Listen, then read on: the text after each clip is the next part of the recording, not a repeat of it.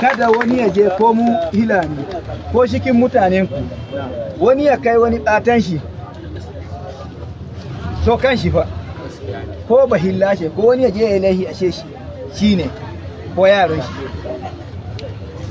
kuma kun ga mu ba ku samu ba shi kuka sani yankin ko to da farko ya gaya muku ya zama da an shi amana shi to in kuka rike amana shi kun rike dahir in kuka shi amana shi kun shi amana yankin mu dai na Musa ne yawa komai ake shan ba ruwan mu misali inda ga inda aka tsaye da mu Allah ya tsare in kuka rike kanku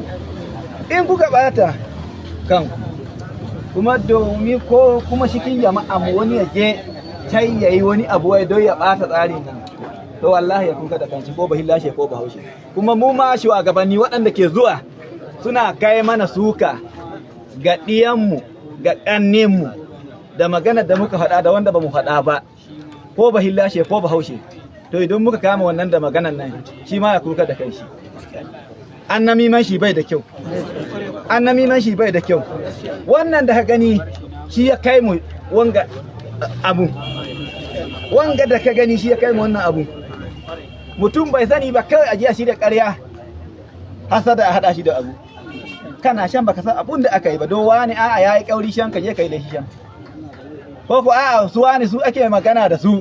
ne shugabanni suke tura mu kaza suke tura mu kaza to ko ba hillashe ko ba haushe ya samu mu iri wannan ya rike shi har mu zo garai hada wasala a huta lafiya ana sani mun gode kwarai ciro a wanzu ne